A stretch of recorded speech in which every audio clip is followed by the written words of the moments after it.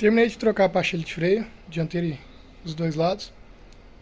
Também fiz a lubrificação dos pinos, né? Eu tava achando estranho essa roda aqui, ó. Toda vez que eu batia num buraco, ela fazia barulho de metal.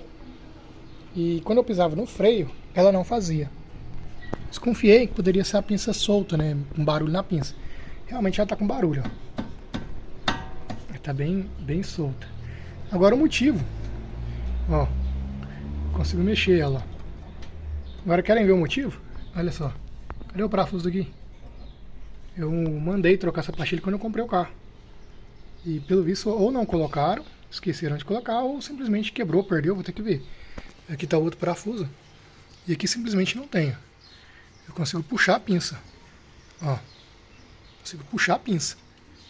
Sacanagem, hein?